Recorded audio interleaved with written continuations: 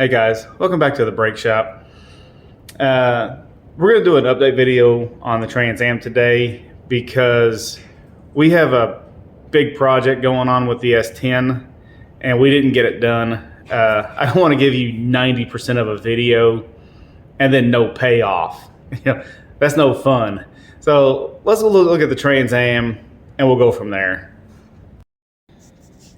Here it is, the Bandit tribute car. We're actually mostly doing bodywork, build primer. So I'm building up all the imperfections here with the paint. This is actually quite rough looking, but it's actually the smoothest that it could possibly be right now. I need to do another line of primer. And then honestly, in a couple of weeks, maybe in a week or so, it'll actually be ready for paint. This is what we're actually doing to it now. Of course, I got I'm doing the door panel stuff. This door is actually a little bit rougher shape than I thought. I'm still kind of working on it.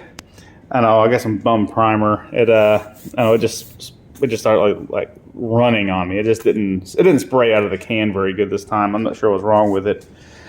But I got a couple door dings. Come on, focus machine. Okay, I got a door ding there, and I got a good one right there, and I got yet another one right there. So they're not bad, but I definitely did a hammer them out. So we're working on that. I got the door. I don't know if I ever showed you this, but when I bought this car, this door didn't close. No, I'm sorry, it was the other door. This door closed bad. The striker was in the wrong spot, and the door was kind of in the wrong spot. And you could tell when the door was closed, like this gap was horrible, and it just didn't line up. So now listen to it. So now it closes good. Yeah, this part right here, it was really sunken in. So now I kind of got it nice and flat. I got it lined up to the rockers. I actually had to do this today. I was putting my floor jack on it.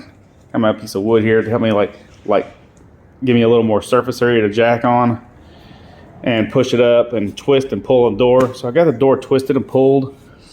Now it actually lines up at the rocker where it's supposed to. Much better than it did. And my biggest fight as of today was this fender. Man, this fender did not want to line back up. Once I got the door straightened out, the fender was not happy. And this is the one that I had off, and I did the video on the front fender flares, installing that. And doing, of course I had to weld up the holes. And then I had to do all the body work, high build primers and stuff like that.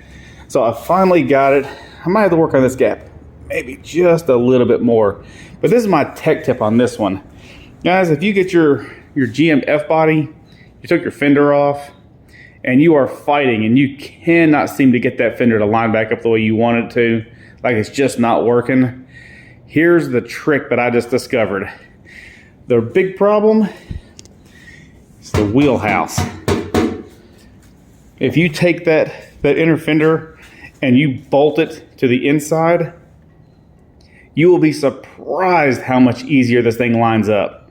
This thing is like the centering device to it all. So once you get it in there, put some bolts in it. I'm sorry, you have a hard time seeing it. Bolts, bolts, bolts, bolts. Once you get it bolted back in, this one right here goes in. I know you can't see it, but there's a bolt that runs here, and there's two back here. In the back there, there's two. Once you start getting those to line up, the fender really does start falling into place. Yeah, see, I still got to do a little bit of work right here, and you can definitely tell because he's off right here. So now that I got the bottom one in down here, that one there's in. Now that he won't go flipping and falling out on me, I can actually loosen this one and push it in. And after that, yeah, this is it. Guys, I got about maybe, if I guess, maybe 20 more hours of body work on this thing. It is ready. Let's talk about the 389 that we picked up. I made a video on this one I never posted it. I really wasn't happy the way they came out. I went to a part swap at the Louisville Fairgrounds Fair Expo on Saturday, and I picked up a replacement for my 350. My 350 is nothing wrong with it exactly. It just takes a bit more machine work than I was really wanting to invest in it. So this is the Pontiac 389. This is a GTO motor, and yes, we're going to put it in a Trans Am. Now, hear me out before you get a little critical about it. People take the Camaros, the Novas, and they put 383 stroker motors in them all the time. Dude, Pontiac has pretty much a factory version of a 383. It's essentially a 383, but in factory form. It's got the same 3.75 crank, and the bore is 4 inches and a 16th. So it makes that a 4.0625 bore. Okay, we're going to build this, and we're going to put it in, and we're going to have a 389 in our Pontiac. The advantage to this, this is so much cheaper. I was looking down the barrel of like $1,200 in machine work. I'm sorry, that has gotten a little ridiculous lately. I couldn't do it. I got this thing. I do not need to bore it. The bores are perfect. The crank, I merely need to do a home polish on it. We're going to build this engine on the channel. It's going to be a great build, and it's going to be on the low buck end of it. I already have pistons coming. Thing Rock Auto, big shout out to Rock Auto if you've never shopped them before. I got a set of 8 pistons coming for $280 for stock bore pistons. I got bearings coming, rod bearings, main bearings. I have to go to my buddy's house next week to get an engine stand. It's my engine stand, but he's borrowing it, but he hasn't used it in a minute. We're going to put it here, and in a couple of weeks, we're going to be pressing out the pins. We're going to press those pins out at home for free, essentially, with tools that I already own. And we're going to put those pistons on those rods. Guys, this is going to be a very low dollar build. I'll do what I can to get you a monetary breakdown.